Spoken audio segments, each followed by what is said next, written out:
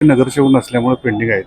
नगरसेवक असताना कामं होत नाहीत असं म्हणत होते. मग प्रशासक असताना ही कामं का होत नाहीत? प्रशासक म्हणून तुम्हाला सगळे अधिकार आहेत. तुम्हाला अडवं कोण नाही. आता काम करू देत नाही, करत नाहीत असा काही विषय नाही. मग एवढी शहरात रोज कचरा असेल, रस्त्यांची अवस्था असेल, गॅस पाईपलाईन असेल आणि महानगरपालिकेमध्ये कर्मचारी नाहीत, हा सगळ्यात मोठा विषय आहे. हे सगळे प्रश्न मार्गी लावावेत यासाठी आम्ही आज आयुक्तांची सगळे नगरसेवक, माजी नगरसेवकांनी आज मिटिंग घेतली. त्यामध्ये त्यांनी त्यांच्या विषयीतून लक्षात आले, कारण त्यांचे असे विषय कधी कोणी कानावर घातले नव्हते. आमचं असं मत आहे की त्यांनी चांगलं काम करायला पाहिजे आणि काही अडथळा नाही शासन निधीमध्ये. आता मग नगरसेवक असताना रस्ते खराब व्हायचे अशी मत होती. मग आत्ता रस्त्याची अवस्था 5 वर्ष नगरसेवक नाही, मग रस्ते खराब कसे झाले, कुणी केले, कशामुळे झाले, हे सगळं आम्ही त्यांना आज विचारले. येणाऱ्या 15 दिवसामध्ये आम्हाला ह्या सगळ्या प्रश्नांची उत्तरं देतो आणि चांगलं काम जे काही सुचवलेलं आहे चांगली कामं यामध्ये आम्ही पुढाकार घेऊन करतो असं त्यांनी आम्हाला आता सांगितलेलं आहे. आणि सर्वात महत्त्वाचं म्हणजे आता आकृतीबंध शासनानं मंजूर करून दिला आहे. त्यानुसार पदं भरावीत, म्हणजे सगळीकडे सक्षम झालं पाहिजे.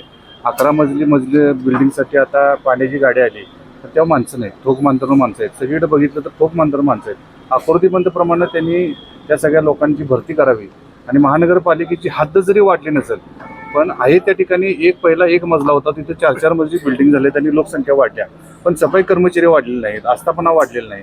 यामध्ये त्यांनी लक्ष घालतील असं आम्हाला सांगितलं. तर आपण बघितलं गेल्या दिवाळी वेळेला अभ्यंग स्नान झालं, पण ते अभ्यंग स्नान पाणी प्यायला नाही आणि स्नान करून करायचं काय, अशी परिस्थिती अजून सुद्धा आहे.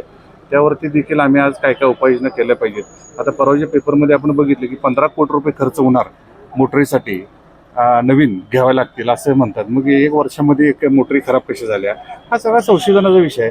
जेट पाईपलाईन हा जो काही प्रकार घडलेला आहे, केंद्र शासनानं अतिशय चांगल्या पद्धतीने नरेंद्र मोदी साहेबांच्या सरकारनं महानगरपालिकेला 380 कोटी रुपये दिले, राज्य शासनानं पैसे दिले.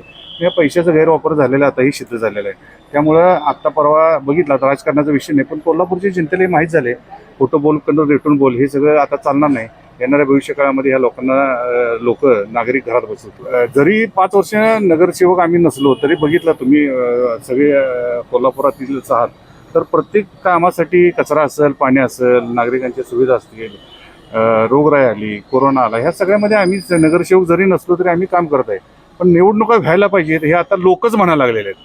पहिल्यांदा म्हणतो ते नगरसेवक नाहीत, बरं झालं, पण आता लोकांच्या लक्षात आले की नगरसेवक असल्याशिवाय आपले कामं होणार नाहीत. त्यामुळे आता नागरिकांची मागणी आहे की नगरपालिकेची निवडणूक लवकर व्हाव्यात आणि आमचं सगळ्यांचं तेच मत आहे की बॉडी येऊन त्यांनी चांगली लोकांना सुविधा मिळू द्यात. डॉक्टरांनी ऍडमिट होण्याचा सल्ला दिलाय, पण स्पेशल रूम परवडत नाही.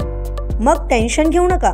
सूर्या हॉस्पिटलने प्रथमच अगदी कमी किमतीत सर्व सोयींयुक्त आणि रुग्णांची गरज लक्षात घेऊन बजेट फ्रेंडली रूम्स उपलब्ध केले आहेत.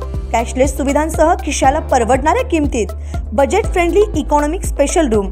पत्ता कोंडावळ चौक, लक्ष्मीपुरी, कोल्हापूर. संपर्क 9822 63 54 69. अशाच नवनवीन अपडेट पाहण्यासाठी आमच्या KK न्यूज चॅनेलला सबस्क्राईब करा.